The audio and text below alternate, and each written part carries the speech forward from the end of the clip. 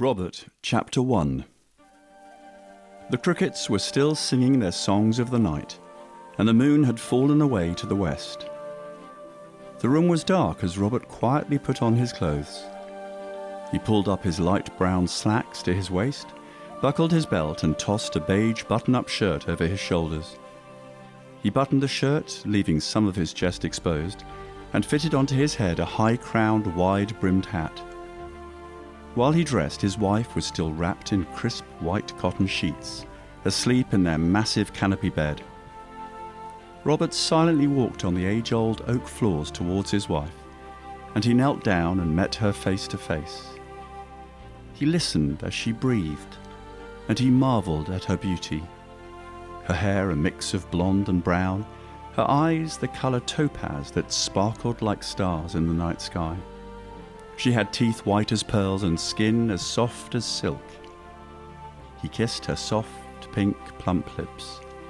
Her beautiful topaz eyes opened, and Robert whispered to her, "Good morning, my love. Did I wake you?" "No," she smiled. "It was this little guy kicking my belly. I don't think he wants you to go." Robert moved down towards Lagertha's belly and placed his hand upon it. He felt 2 little kicks against his hand, and then placed his ear to her stomach. "Oh, I see," he said. "What does he say?" "He says he wants to go with me." "Tell him he's free to go any time he likes.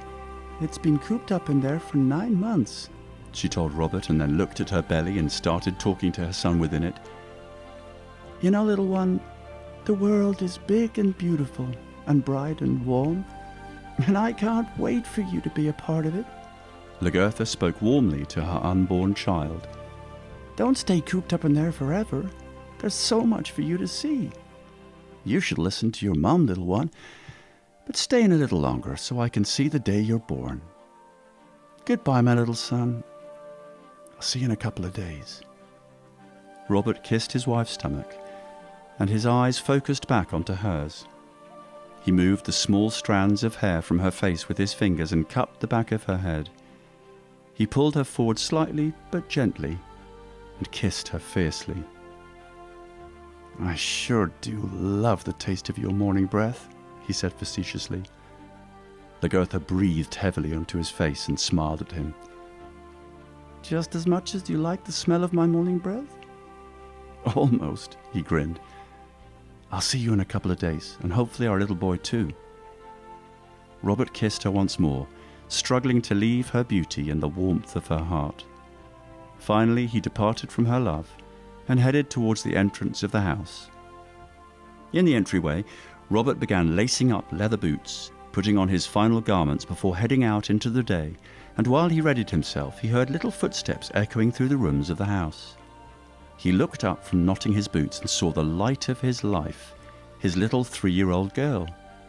She had light brown hair that fell down her back, aquamarine eyes that melted her father's heart, and a voice as charming as any bell. "Good morning, tiny dancer. What are you doing up so early?" he asked with a beaming grin on his face. She didn't respond to her father, but instead ran to him with her arms open, ready to receive his love.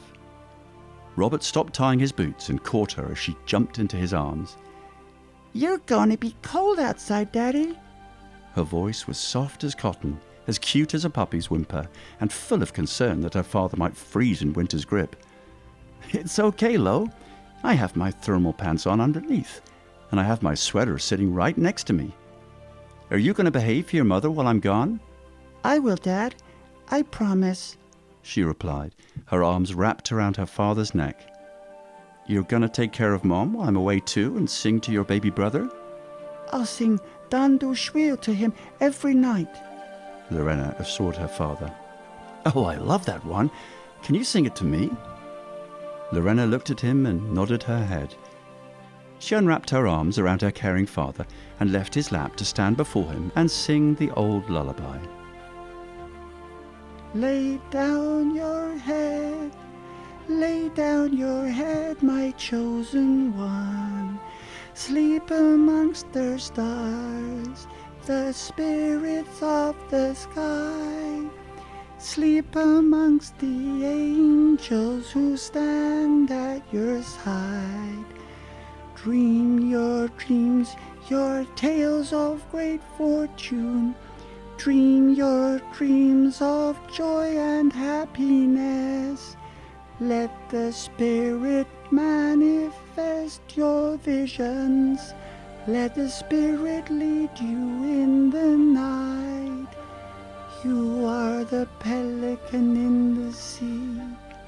You are the owl in the tree. Play amongst the sparrows. Swim among the lilies. These are the dreams he has for thee. She stopped singing with slight embarrassment in her cheeks and ran back into her father's embrace.